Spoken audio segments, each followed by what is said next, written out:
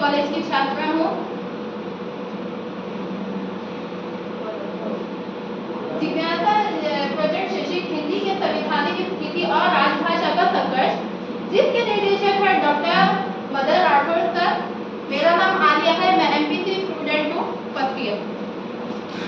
मेरा नाम पी तुलसी है, मैं बीएड सीएससी हूँ।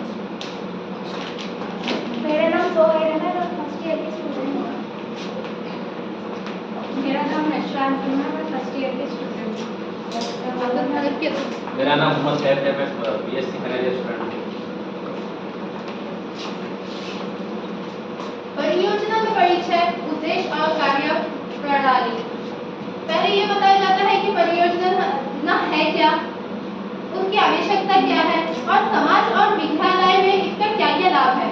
परियोजना का उद्देश्य, इस परियोजना का मुख्य उद्देश्य हिंदी भाषा की संवैधानिक स्थिति राजभाषा के रूप में उसके प्रावधानों और इस मार्ग में आए संघर्ष के विस्तृत अध्ययन करना है। कार्य प्रणाली, संविधान की विभिन्न धाराओं का विश्लेषण, ऐतिहासिक दस्तावेजों का अध्ययन, विभिन्न राज्यों का प्रतिरोध के कारण की जांच और वर्तमान परिदृश्य के मूल्यांकन किया गया। संविधान सभा में हिंदी की स्थिति पर बहस। 1946 में संविधान सभा का गठन, भारत के स्वतंत्रता के बाद संविधान सभा के गठन हुआ, जिसमें भाषा के मुद्दे पर पहली बार चर्चा शुरू हुई। 1947 से 1949 मुख्य बहस, संविधान सभा के सदस्यों में हिंदी, उर्दू, अंग्रेजी के स्थान पर तीव्र विवाद हुआ। दक्षिण भारत की सदस्यों ने अंग्रेजी जारी रखने का मांग की। 1946 से 1949 में एक लंबी और तीखी बहस हुई, जिसमें बोला गया आजाद भारत की आधिकारिक भाषा क्या कौन होगी और अंग्रेजी का इसमें क्या भूमिका रहेगी। आखिर में 1949 में समझौता हुआ। अंत में एक समझौता हुआ कि हिंदी में राज्य को भाषा घोषित किया जाए, लेकिन प्रारंभिक दौर में अंग्रेजी का भी उपयोग जारी रहेगा। अनुच्छेद 343 संघ की राजभाषा। मुख्य प्रावधान भारतीय संविधान के अनुच्छेद 343 व्यवस्था की गई है कि संघ की राजभाषा हिंदी होगी, जिसे देवनागरी लिपि के रूप में मनाया जाता।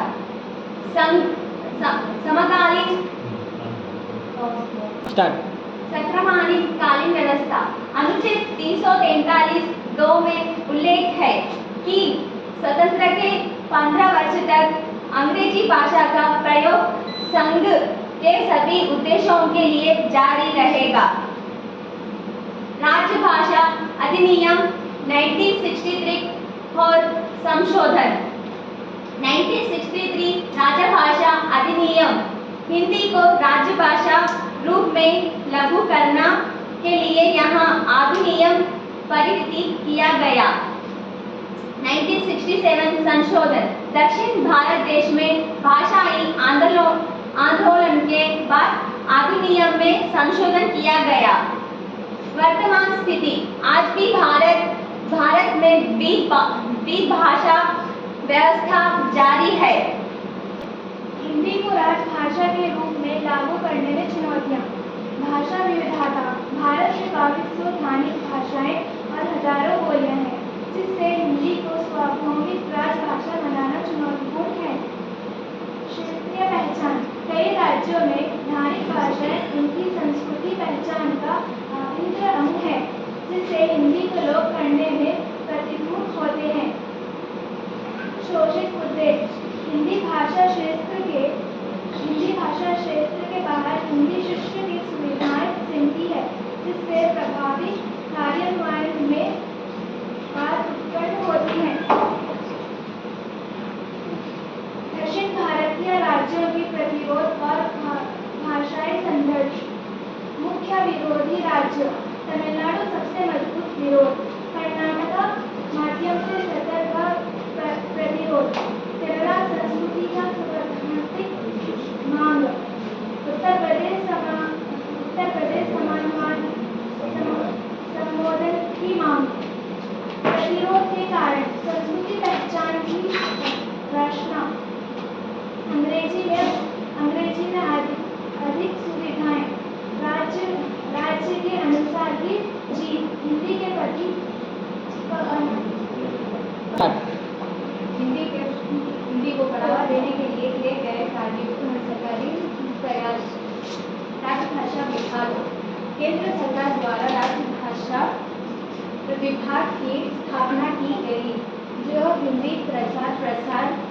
के लिए कार्य करता है। शैक्षिक कार्यक्रम विभिन्न योजनाओं के तहत हिंदी शिक्षण सामग्री विकसित की गई जो और हिंदी परीक्षण कार्यक्रम चलाए गए। पुरस्कार योजना हिंदी में उत्कृष्ट लेखन के लिए विभिन्न पुरस्कार योजनाएं शुरू की गई, जैसे साहित्य अकादमी पुरस्कार। डिजिटल पहल हिंदी में डिजिटल सामग्री विकसित की गई में हिंदी का वर्तमान परिदृश्य, संवैधानिक स्थिति, सार्वजनिक उपयोग, शैक्षिक प्रणाली, भविष्य की दिशा, स्वैच्छिक स्वीकृति, आरोपण के बजाय स्वैच्छिक स्वीकृति पर जोर,